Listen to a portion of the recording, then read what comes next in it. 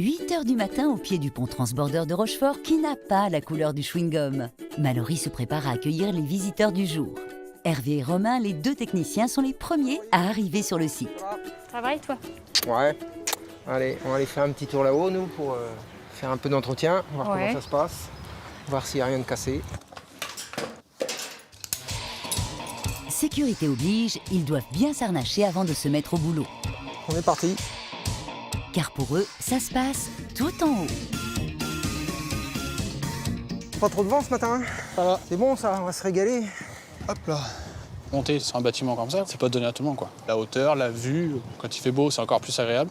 Pour nous, Rochefortais, c'est un sentiment de fierté, quoi. C'est les anciens qui ont construit ce pont et on entretient le patrimoine de Rochefort et un des derniers transbordeurs au monde.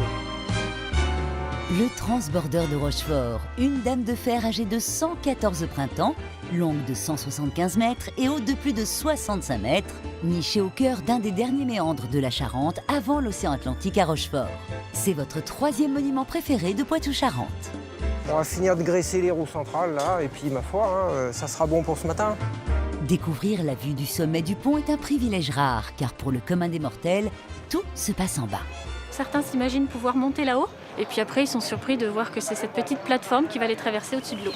Car un transbordeur, c'est ça, un pont auquel est suspendue une grande nacelle qui vous transborde d'une rive à l'autre du fleuve.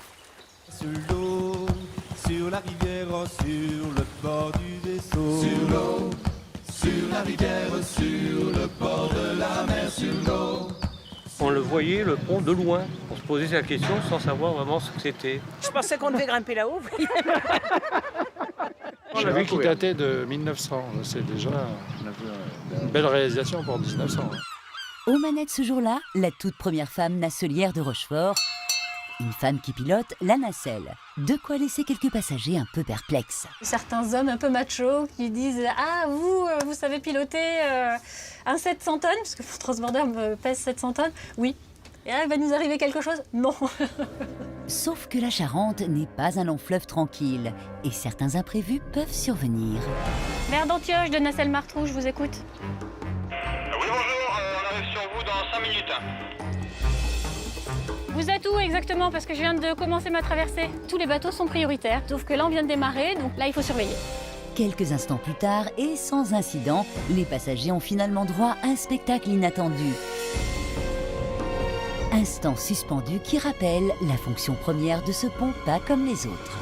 À l'époque, les bateaux à voile avaient des mâts tellement gigantesques qu'il leur fallait une hauteur parfois de 30 mètres pour passer sous le pont. D'où cette structure métallique totalement ahurissante. Une structure métallique comme il n'en reste plus que 8 au monde. Ce monsieur les connaît toutes. Bonjour Laurie. Ainsi que leur pilote. Comment allez-vous? Jacques est le spécialiste français des ponts transbordeurs. Ah bon? On ne les appelle pas comme ça? Non, non, ce ne sont pas des ponts transbordeurs. Ce sont des ponts à transbordeurs. Ce n'est pas le pont qui transborde ces gens-là, c'est la nacelle. Ce qui s'est passé, c'est que ces ponts n'ont pas vécu très très longtemps. À partir du moment où il y a eu des voitures qui pouvaient faire un détour pour prendre le pont en amont, le transbordeur n'avait plus sa raison d'être. Et on les a abandonnés les uns après les autres. Abandonné? Pas celui de Rochefort, devenu le royaume des piétons et des cyclistes, comme l'avait d'ailleurs prédit son inventeur, Ferdinand Arnaudin. Ce qu'il n'avait peut-être pas anticipé, c'est que son œuvre deviendrait un jour une star de cinéma. Quand on parle de Rochefort, on pense forcément au film de Jacques Demy, Les Demoiselles de Rochefort. Eh bien, revoyez la scène de début avec cette nacelle qui sert de plateau de danse. Aux côtés des vedettes du fameux film, de nombreux anonymes. Des habitants de Rochefort devenus comédiens d'un jour, comme Christian, engagé comme doublure.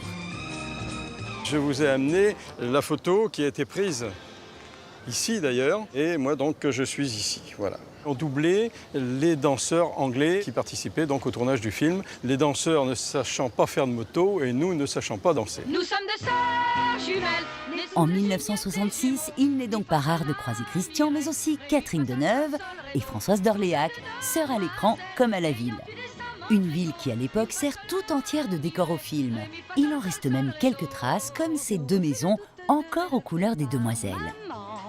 Qui Les maisons étaient peintes en rose et en bleu, qui ont donné une vivacité à cette ville qui était relativement triste et sombre, étant donné que c'était une ville de garnison.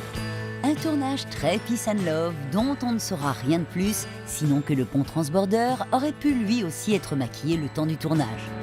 Jacques Demy avait l'idée de repeindre ce transborder en rose.